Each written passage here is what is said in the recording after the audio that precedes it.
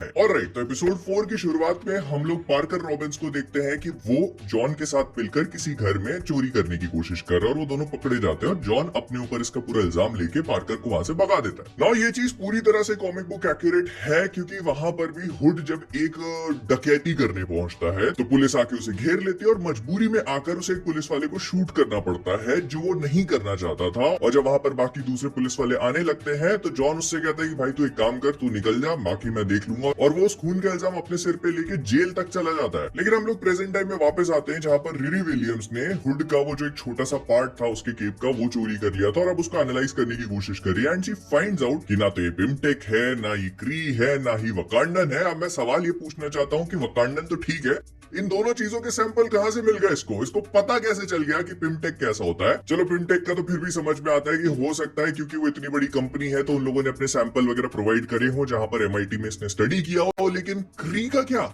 इतना highly classified stuff? फिर Natalie उसको कहती है कि तू एक काम कर, शूरी को फोन क्यों नहीं कर लेती? तो वो कहती है देखो ठीक है, मैं शूरी को फोन करके क्या बोलूंगी कि मैं रिरी मना कर देती है। वो हेल्प के लिए जो के पास जाती है, लेकिन देखती है कि उसका पूरा घर पुलिस टेप से कवर है। वहीं पर नेबर उसे बताती है कि उसे हंटर मेसन को मारने के लिए पकड़ लिया गया है, क्योंकि रिरी ने उसका बायोमेश वहीं छोड़ दिया था, तो पुलिस ने उसे अरेस्ट कर लिया।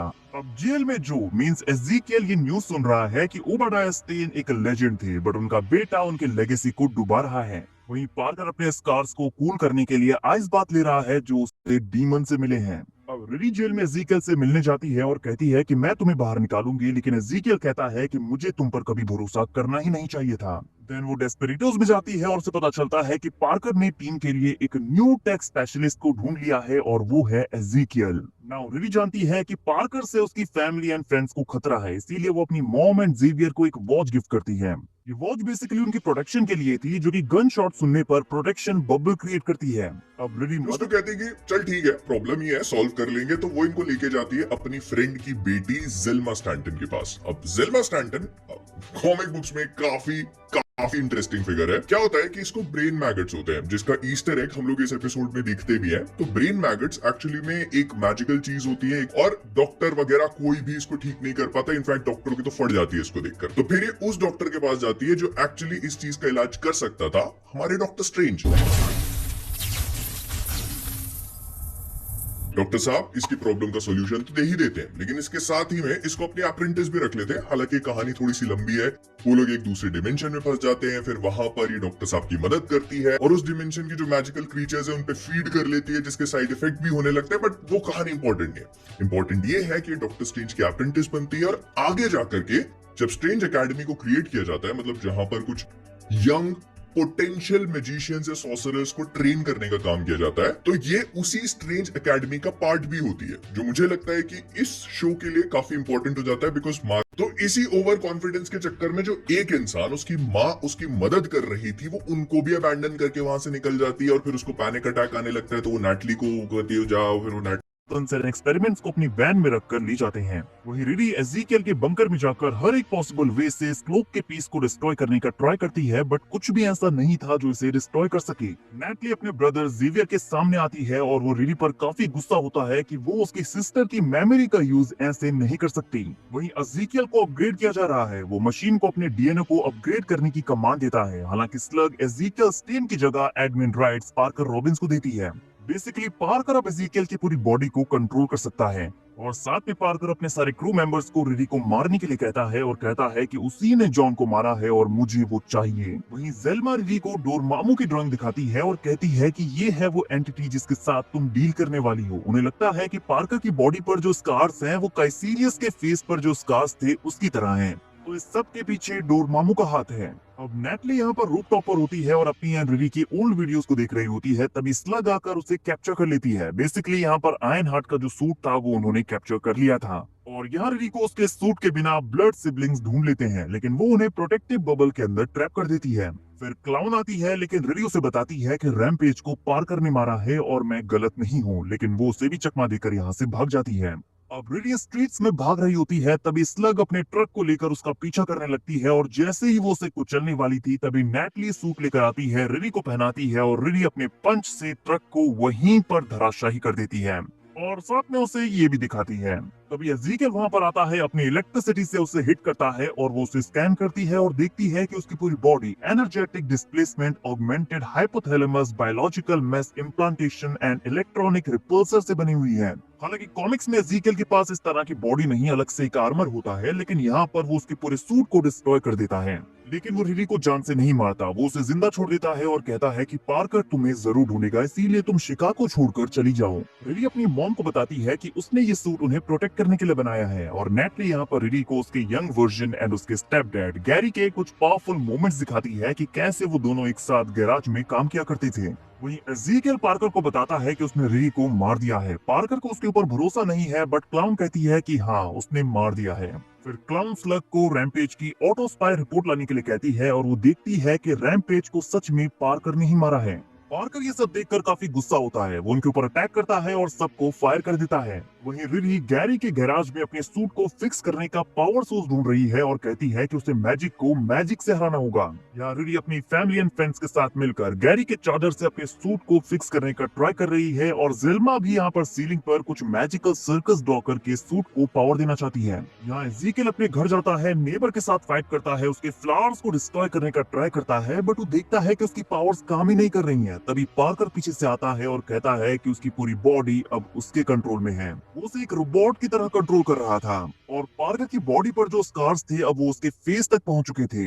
और वो दोनों यहाँ से उस मेंशन में वापस जाते हैं जो हमें एपिसोड 4 के स्टार्टिंग वाले फ्लैशबैक सीन में दिखाया गया था। इस मेंशन का ओनर था आर्थर, जो कि पार्कर का फादर था, यानी कि बिजनेसमैन। वो एक्चुअली में पार्कर से बिल्कुल भी प्यार नहीं करता था और इसीलिए उसका खुद का बेटा यानी कि पार्कर रॉबिन्स उसके लिए एक बोझ था, जिस वजह से 12 साल की उम्र में उसने पार्कर रॉबिन्स को घर से बाहर निकाल दिया और उसे बेघर कर दिया। और इसीलिए पार्कर के फादर ने पार्कर से अपना पीछे छुड़ा लिया। लेकिन फिर उस दिन के बाद से लेकर अब तक पार्कर ने अपने आप को अकेले संभाला और साथ ही उसके कजन जॉन ने उसकी काफी हेल्प की। और यही वो रीजन था जिसकी वजह से पार्कर जॉन की इतनी ज्यादा इज्जत और उससे प्यार करता था। इसके साथ ही यहीं पर हम ये भी जानते हैं कि असल में बीते कुछ टाइम में पार्कर रॉबिन्स ने अपनी टीम के साथ मिलकर जितनी भी कंपनीज को अटैक किया है, जैसे कि टनल और हेडलूम जैसी कंपनीज, उन सब का अल्टीमेट मालिक असल में पार्कर रॉबिन्स का फादर ही है। और वो सारी की सारी कंपनीज पार्कर रॉबिन्स के फादर के अंडर आती हैं। एंड यही वो रीजन था कि पार्कर ने सिर्फ उन्हीं सारी कंपनीज को टारगेट किया था। लेकिन अब इस सब के बाद पार्कर अपने फादर से कहता है कि अब मुझे आपकी सारी प्रॉपर्टी चाहिए, और फिर इसलिए वो यहाँ पर बंदूक की नोक पे अपने फादर से साइन करवाता है और अकेला पूरी प्रॉपर्टी का मालिक बन जाता है। और फिर सारी चीजों का मालिक बनने के बाद पार्कर अपने फादर को ही अपने घर से निकाल देता है और अपने फादर की सीट पर बैठ के अपनी जीत को एंजॉय करता है। बाकी सबके बाद हम रिरी विलियम्स और उसकी पूरी टीम को देखते हैं, जहाँ पर हम ये जानते हैं कि अब रिरी विलियम्स ने अपने सारे साथियों के साथ मिलकर अपने सूट को तैयार कर लिया है। लेकिन सूट को तैयार करने के बाद ही रिरी विलियम्स अपने सूट में आती है और फिर उसके बाद ही वो ज़ेल्मा से कहती है कि वो मैजिकल स्पेल्स कास्ट करे, जिसके बाद ही ज़ेल्मा मैजिक को परफॉर्म करती है और मैजिकल पावर्स को उसके सूट में डालने की कोशिश करती है। लेकिन ये सब होने के दौरान ही हम ये देखते हैं कि मैजिक के सूट के जुड़ने के साथ ही रिरी विलियम्स की बनाई हुई जो एआई होती है यानी कि नेटली, वो देखते देखते खत्म होने लगती है। और इसीलिए रिरी सूट से बाहर आकर उसे बचाने की कोशिश तो करती है, लेकिन उसके कुछ करने से पहले नेटली एआई डिस्ट्रॉय हो जाती है। अब हालांकि यहाँ पर एपिसोड 5 एंड हो जाता है और इसीलिए इसके आगे एपिसोड नंबर 6 के स्टार्ट होते हम ये देखते हैं कि हमें फिर से पार्कर रॉबिन्स का वही फ्लैशबैक दिखाया जाता है जिसे हम सभी ने एपिसोड 4 की स्टार्टिंग में देखा था। और उस फ्लैशबैक के अंदर हमने देखा था कि पार्कर रॉबिन्स और उसका कजन जॉन दोनों एक बंगले में आए होते हैं और वहाँ पर पैसे चोरी करने की कोशिश करते हैं। लेकिन वहाँ पर जैसे गार्ड उन पर बंदूक तानता है, वैसे जॉन उसे बंदूक से गोली मार देता है। लेकिन इसके बाद ही वहाँ पर बाकी सारे गार्ड्स आने लगते हैं और इसलिए जॉन पार्कर को वहाँ से जल्दी से निकलने के लिए कहता है एंड वो उसे कहता है कि वो जल्दी से यहाँ से निकले और वो मेरी चिंता ना करे, मैं बाद में आ जाऊंगा। जो सुनकर पार्कर जल्दी से वहाँ से बाहर निकलता है और भागते भागते सीधा एक टनल में आ जाता है। लेकिन वहाँ पर उसे पीछे से काफी सारे गार्ड्स देख लेते हैं और इसीलिए वो लोग भी जल्दी से पार्कर का पीछा करते हैं। लेकिन टनल में थोड़ी देर भागने के बाद ही पार्कर के सामने एक अनजान आदमी आता है और वो पार्कर के सामने आकर दीवार पर उसके लिए एक दरवाजा खोलता है और पार्कर को बचने के लिए उस दरवाजे के अंदर जाने के लिए कहता है। और अब क्योंकि पार्कर के पीछे काफी सारे गार्ड्स होते हैं, इसलिए वो सिंपली उस दरवाजे के अंदर जाता है, जिसके बाद ही वो दरवाजा गायब हो जाता है। अगले पल हम ये देखते हैं कि पार्कर और वो अनजान आदमी और कोई नहीं बल्कि एक पिज्जा शॉप में है। एंड यहाँ पर ही हमें पता लगता है कि ये आदमी और कोई नहीं बल्कि असल में मेफिस्टो है, जो कि इस टाइम पर एक ह्यूमन के फेस में है। हालांकि ये मेफिस्टो यहाँ पर पार्कर को अपने बारे में कुछ भी नहीं बताता है, लेकिन वो पार्कर को यहाँ पर अपनी पावर्स की झलक दिखाता है, जैसे कि वो इस पिज्जा शॉप में बैठे सारे लोगों को पॉज कर देता है और उन सभी को स्टैचू की तरह बिल्कुल चुपचाप बिठा देता है, मानो कि उसने उस सभी को फ्रीज कर दिया हो। और फिर इन सब के बाद वो पार्कर से कहता है कि पार्कर को उसकी लाइफ में जो भी चाहिए वो उससे देगा। जो सुनकर पार्कर उससे कहता है कि उससे और कुछ नहीं बल्कि पैसा चाहिए, उसे बहुत अमीर बनना है, बहुत बहुत ज्यादा अमीर। ये सुनकर मेफिस्टो पार्कर से कहता है कि वो उसे बहुत अमीर बनाएगा, बहुत बहुत ज्यादा अमीर, यहाँ तक कि उसके फादर से भी अमीर। पर ये बात सुनकर पार्कर काफी खुश होता है एंड वो मेफिस्टो से कहता है तो क्या तुम मुझे इतना अमीर बनाओगे और तुम मुझे पैसे दिलवाओगे। पर ये बात सुनकर मेफिस्टो पार्कर को बताता है कि मैं तुम्हें अमीर नहीं बनाऊंगा बल्कि अमीर तुम खुद बनोगे, लेकिन हाँ मैं तुम्हें वो चीज दूंगा जिसका इस्तेमाल करके तुम अमीर बन बन जाओगे। और दोस्तों यहाँ पर इनकी बातों से हमें समझ लग जाता है कि बेसिकली यहाँ पर मेफिस्टो अपने हुड की बात कर रहा है, वही हुड जो कि उसने पार्कर रॉबिन्स को दिया है। लेकिन दोस्तों यहाँ मेफिस्टो की बातें सुनकर पार्कर रॉबिन्स उससे कहता है कि आखिरकार तुम मेरी मदद क्यों कर रहे हो, तुम्हें आखिर बदले में चाहिए क्या। ये सुनकर मेफिस्टो पार्कर से कहता है कि मुझे इसके बदले में तुम्हारी वो चीज चाहिए जिसके न होने से तुम्हें कोई फर्क नहीं पड़ेगा। और अब इसीलिए इस बात को सुनकर पार्कर मेफिस्टो के डील के लिए तैयार हो जाता है, जिसके बाद ही वो दोनों हाथ मिला के अपने डील को पक्का करते हैं। इसके बाद ही मेफिस्टो वहाँ से जाने लगता है, लेकिन अपने जाने से पहले वो अपना हुड पार्कर रॉबिन्स को सौंप देता है। और दोस्तों ये वही हुड है जो कि पार्कर रॉबिन्स अब तक पहने हुए घूम रहा है। लेकिन अब इसके साथ ये पूरा फ्लैशबैक खत्म होता है और सीधा प्रेजेंट आता है। और प्रेजेंट टाइम में हम ये देखते हैं कि पार्कर रॉबिन्स इस टाइम पर अपने फादर के घर में होता है और वो यहाँ पर जो को अपने सामने बिठा के खाना खा रहा होता है। और वैसे यहाँ पर जो उससे खुद को फ्री करने को कहता है, लेकिन यहाँ पर पार्कर उसकी बात नहीं मानता और वो उसे सिर्फ अपने इशारों पर नचाता है। इधर दूसरी तरफ हम रिरी विलियम्स को देखते हैं, जो कि अपने नाइटली आई के खत्म होने के बाद उसे बार बार वापस लाने की कोशिश करती है, लेकिन काफी सारे कोशिशों के बाद भी वो नाइटली को वापस नहीं ला पाती है। और फिर इसीलिए वो इसके बाद ही अपने सूट को खोलती है एंड उसके अंदर आकर अपना सूट पहन लेती है। इसके बाद वो अपने आसपास खड़े सारे लोगों को पहले थैंक यू बोलती है और साथ ही सबसे ये भी बोलती है कि वो नाइटली को किसी तरह से वापस लेकर ही आएगी। और ऐसा करने के लिए वो पहले पार्कर का सामना करेगी, उससे उसका हुड लेगी और फिर उसके हुड की मदद से किसी न किसी तरीके से नाइटली को वापस लेकर आएगी। और फिर ये बोलने के बाद ही रिरी विलियम्स वहां से फ्लाई करके उड़ जाती है और सीधा निकल जाती है पार्कर के अड्डे के लिए। इधर दूसरी तरफ हम पार्कर रॉबिन्स को देखते हैं, जो कि अब जो के साथ अपने अड्डे पर आ चुका था एंड यहाँ पर वो अकेले में मेफिस्टो को याद करता है, जिसके बाद मेफिस्टो से मिलने आता है। यहाँ पर मेफिस्टो से मिलकर पार्कर उससे कहता है कि मैं जानता हूँ कि मैंने जो तुमसे मांगा था तुमने मुझे वो दिया, तुमने मुझे बहुत ज्यादा अमीर बना दिया है, लेकिन असल में तुमने कभी मुझे ये नहीं बताया था कि इतना अमीर बनने के लिए मुझे क्या क्या कुर्बानी देनी पड़ेगी। और इसीलिए आज मैं बहुत अमीर तो हूँ, लेकिन मैं अकेला हूँ, मेरे साथ कोई भी नहीं है। ये बात सुनकर मेफिस्टो पार्कर पर चिल्लाता है एंड वो उससे कहता है कि तुमने जो मुझसे डील की थी उसमें यही था, तुमने कहा था कि तुम्हें बहुत ज्यादा अमीर बनना है और वो मैंने तुम्हें बना दिया है, लेकिन मुझे तो लगता है कि तुम मेरे हुड को संभालने के लायक ही नहीं हो। पर हाँ, अगर तुम अभी इस हुड को संभाल कर रखते हो तो मैं तुम्हें इसके साथ और भी कई सारी चीजें दूंगा। मेफिस्टो की बात सुनकर पार्कर के मन में लालच आता है और इसलिए वो मेफिस्टो से कहता है कि हाँ, तुम जैसा कहोगे मैं वैसे ही करूंगा, मैं इस हुड को संभाल कर रखूंगा, जिसके बाद तुम मुझे और ज्यादा पावरफुल बना देना। इसके बाद ही मेफिस्टो वहां से गायब हो जाता है। लेकिन इतने में दूसरी तरफ हम ये देखते हैं कि रिरी विलियम्स सीधा यहाँ पार्कर के अड्डे पर आ जाती है, लेकिन यहाँ पर आते उसका सामना जो से होता है, जिसके बाद जो ना चाहते हुए भी रिरी से फाइट करता है और वो रिरी विलियम्स के ऊपर काफी पावरफुल अटैक्स करता है। लेकिन यहाँ पर फाइट के दौरान ही रिरी विलियम्स जो से बात करती है और वो जो से कहती है कि मैं तुम्हें ठीक कर सकती हूँ, क्योंकि जैसे कि मैं स्कैन कर पा रही हूँ मुझे पता लग रहा है कि तुम पर पार्कर रॉबिन्स का पूरा कंट्रोल है। अब ऐसा करने के लिए जो भी मान जाता है, जिसके बाद ही हम ये देखते हैं कि रिरी विलियम्स सिंपली जो के प्राइवेट एरिया पर अटैक करती है, जिस वजह से जो कुछ सेकंड्स के लिए ठंडा पड़ जाता है। और फिर इसके बाद ही जो की गर्दन पर जो सिस्टम का कंट्रोलर होता है, रिरी विलियम्स उसके अंदर अपना गैजेट डालती है और जो की बॉडी के सिस्टम में एक वायरस को अपलोड करके उसके सारे सिस्टम को क्रैश कर देती है एंड फिर वो उसकी बॉडी के सारे सिस्टम को रीसेट कर देती है ताकि जो की बॉडी का पूरा कंट्रोल जो के पास आ जाए। और फिर इसके बाद ही जो पूरी तरह से ठीक हो जाता है, जिसके बाद ही रिरी विलियम्स जो से पूछती है, जो क्या हम फिर से दोस्त बन चुके हैं। जो सुनकर जो रिरी विलियम्स से कहता है कि जो कौन है, जो तो मर चुका है और इसीलिए मैं जो नहीं बल्कि सिर्फ एक मशीन हूँ, एक ऐसी मशीन जो कि पार्कर के कंट्रोल में थी और इसीलिए मुझे पार्कर से अपना हिसाब किताब बराबर करना है। लेकिन असल में इस टाइम पर जो की बॉडी रिपेयर मोड में चली जाती है और इसीलिए जो कुछ टाइम तक हिल नहीं पाता है एंड इसीलिए रिरी विलियम्स उसे वहां पर आराम करने के लिए छोड़ देती है और सीधा जाती है पार्कर रॉबिन्स के सामने। यहाँ पर हमें पता लगता है कि पार्कर रॉबिन्स पहले इस बात को जान चुका था कि रिरी विलियम्स उसका सामना करने आ रही है और इसीलिए वो रिरी से फाइट करने के लिए पूरी तरह से तैयार होता है। और फिर इसीलिए इसके बाद ही इन दोनों के बीच फाइट स्टार्ट हो जाती है, जिस फाइट में दोनों बिना रुके एक दूसरे पर अटैक्स करने लगते हैं। लेकिन फाइट के दौरान ही रिरी विलियम्स ये नोटिस करती है कि पार्कर रॉबिन्स का चेहरा बदलता जा रहा है और अब वो देखते देखते एक मॉन्स्टर में ट्रांसफॉर्म होता जा रहा है। ये देखकर रिरी पार्कर को रोकने की कोशिश करती है, लेकिन पार्कर रॉबिन्स रुकता नहीं है और वो रिरी विलियम्स पर अटैक करना स्टार्ट कर देता है। इसके बाद ही पार्कर रॉबिन्स रिरी विलियम्स के ऊपर भारी पड़ता है और वो उसके सूट को पटक के उसके ऊपर चढ़ जाता है और फिर देखते देखते वो रिरी विलियम्स के पूरे सूट को डिस्ट्रॉय करने लगता है। बट ये देखकर रिरी विलियम्स अपने सूट के इमरजेंसी प्रोटोकॉल सिस्टम को स्टार्ट कर देती है, जिस वजह से अगली पल वहां पर बहुत ही बड़ा ब्लास्ट होता है। और फिर जैसे इस ब्लास्ट का धुआं हटता है वैसे ही हम ये देखते हैं कि रिरी विलियम्स बिल्कुल सही सलामत है, लेकिन उसके इमरजेंसी प्रोटोकॉल सिस्टम की वजह से उसके सूट ने उसे बाहर निकाल दिया और वो पार्कर रॉबिन्स के साथ ब्लास्ट हो गया, जिस वजह से रिरी विलियम्स का सूट तो तबाह हो गया है। लेकिन अगर हम बात करें पार्कर रॉबिन्स की तो वो बिल्कुल सही सलामत होता है और इसीलिए वो देखते देखते रिरी विलियम्स के सामने आता है एंड उसके सामने बंदूक तान देता है। इसके बाद ही पार्कर अपनी गन से रिरी पर शूट करता है, लेकिन अगले पल पार्कर रॉबिन्स को पता लगता है कि असल में वो रिरी विलियम्स नहीं बल्कि उसके द्वारा बनाई गई एक होलोग्राम है और रिरी विलियम्स इस टाइम पर अपने सूट में सही सलामत है और वो इस टाइम पर पार्कर के पीछे होती है, इसलिए वो पार्कर को पकड़ लेती है और उससे उसके हुड को छीन लेती है। लेकिन हुड के छीनते ही हम ये देखते हैं कि पार्कर जमीन पर लेट जाता है और उसे काफी ज्यादा तकलीफ होने लगती है एंड वो चिल्लाने लगता है कि मुझे मेरा हुड वापस कर दो, क्योंकि बिना मेरे हुड के मुझे बहुत दर्द होता है। लेकिन रिरी उसकी बात नहीं सुनती है और वो उसका हुड लेके सीधा बाहर निकलने लगती है। लेकिन थोड़ा आगे आती वो ये देखती है कि उसके सामने मेफिस्टो बैठा है। उसे देखकर रिरी उससे पूछती है कि आखिर वो है कौन, जिस पर मेफिस्टो रिरी से कहता है कि वो मेरे साथ बैठे और यहाँ बैठकर मेरे साथ खाना खाए। लेकिन अगले पल हम ये देखते हैं कि मेफिस्टो अपने जादू से रिरी विलियम्स को उसके सूट से बाहर निकाल देता है और उसके सामने उसके पूरे सूट को गायब कर देता है, जिसके बाद ही रिरी भी ये समझ जाती है कि ये आदमी और कोई नहीं बल्कि शायद से वही जादूगर है जिसने रॉबिन को उसका हुड दिया था और फिर इसीलिए वो उसके सामने बैठकर उससे बात करना स्टार्ट करती है। लेकिन इसके आगे रिरी मेफिस्टो से कहती है कि आखिरकार तुम्हें मुझसे क्या चाहिए। जो सुनकर मेफिस्टो रिरी विलियम्स से कहता है कि असल में मैं तुम्हारे जैसे लोगों की मदद करता हूँ, तुम्हारे जैसे मतलब कि वो लोग जो कि बहुत ही टैलेंटेड होते हैं, बहुत ही हार्ड वर्किंग होते हैं और अपनी लाइफ में बहुत कुछ अचीव करना चाहते हैं और मैं बहुत टाइम से तुम्हें नोटिस कर रहा हूँ, इसलिए आज मैं तुम्हारी मदद करने आया हूँ। असल में जो फोर्ब्स के 100 लोग हैं मैंने उन 100 के 100 लोगों के साथ डील कर रखी है, साथ ही मैंने दुनिया भर के 14 राजाओं के साथ डील करी है और तो और 3 देशों के प्रेसिडेंट के साथ भी डील कर रखी रखी है। और मैं ये सब इसीलिए करता हूँ क्योंकि मुझे ये सब करने में मजा आता है, और इसीलिए अगर मेरी शक्तियां और तुम्हारा दिमाग और टैलेंट मिल जाए तो हम कुछ ऐसा क्रिएट कर सकते हैं जो कि दुनिया याद रखेगी। मेफिस्टो की इन सारी बातों को सुनकर रिरी उससे कहती है कि तुम्हारा नाम क्या है, क्या तुम डोरमामू हो? जो सुनकर मेफिस्टो से बताता है कि मैं डोरमामू नहीं बल्कि मेरा नाम है मेफिस्टो। और फिर इसके आगे मेफिस्टो रिरी विलियम्स से पूछता है कि आखिरकार तुम्हारी ख्वाहिश क्या है, तुम चाहती क्या हो, मुझे ये बताओ। जो सुनने के बाद रिरी विलियम्स अपनी दोस्त नेटली को याद करती है एंड फिर वो मेफिस्टो से कहती है कि अगर मैं तुमसे कुछ मांगूंगी तो फिर वो डील सिर्फ हमारे बीच होगी ना? जो सुनकर मेफिस्टो कहता है कि हाँ, डील सिर्फ हम दोनों के बीच होगी। और फिर इसके बाद ही रिरी विलियम्स मेफिस्टो से डील करती है एंड उससे हाथ मिलाती है, जिसके कुछ टाइम बाद ही हम ये देखते हैं कि रिरी विलियम्स की दोस्त यानी कि नेटली वापस से जिंदा हो जाती है और वो सीधा रिरी के सामने आती है। लेकिन अपने सामने नेटली को देखकर रिरी को पहले ऐसा लगता है कि शायद से वो कोई एआई है, लेकिन जब वो उसे टच करती है तब उसे पता लगता है कि नेटली असली में वहां पर आ चुकी है। और फिर इसीलिए रिरी विलियम्स अपनी दोस्त नेटली को गले लगाती है, जिसके बाद उसे पता लग जाता है कि अब उसकी दोस्त नेटली सच में जिंदा हो चुकी है। बट अब रिरी विलियम्स को ये नहीं पता कि उसने मेफिस्टो के साथ डील करके कितनी बड़ी गलती की है, क्योंकि अब मेफिस्टो की डील में उसे इसके लिए क्या कुर्बानी देनी पड़ेगी वो जानती भी नहीं है। लेकिन दोस्तों हम ये देखते हैं कि एपिसोड नंबर 6 भी यहीं पर ही एंड हो जाता है। लेकिन एपिसोड नंबर 6 के एंड होने के बाद इस सीरीज में एक पोस्ट क्रेडिट सीन आता है, और इस पोस्ट क्रेडिट सीन के अंदर हम सीधा पार्कर रॉबिन्स को देखते हैं, जो कि सीधा रिरी विलियम्स की मदर की फ्रेंड के शॉप में आता है और वहां पर आकर सीधा जेल्मा से मिलता है। और फिर वो जेल्मा से कहता है कि मुझे जादुई चीजों की जरूरत है, ऐसी जादुई चीजें जो सिर्फ मुझे तुमसे मिल सकती हैं। लेकिन फिर इसके साथ ही ये पोस्ट क्रेडिट सीन भी खत्म हो जाता है। सो दोस्तों ये थी आयरन हार्ट सीरीज के एपिसोड नंबर 4, 5 और 6 की स्टोरी। आपको इन 3 एपिसोड्स की स्टोरी और हमारी ये वीडियो कैसी लगी ये आप मुझे कमेंट्स में जरूर बताना, और अगर आपको वीडियो पसंद आई हो तो वीडियो को लाइक करना और इसे अपने दोस्तों के साथ शेयर भी जरूर करना। बाकी जिसने चैनल सब्सक्राइब नहीं करा वो जल्दी से चैनल सब्सक्राइब कर लेना, और ऐसी और भी दूसरी कमाल की वीडियोस को देखने के लिए हमारे चैनल को चेकआउट करना। बाकी मैं आपसे मिलता हूँ ऐसी किसी और बेहतरीन वीडियो में, तब तक के लिए गुड बाय।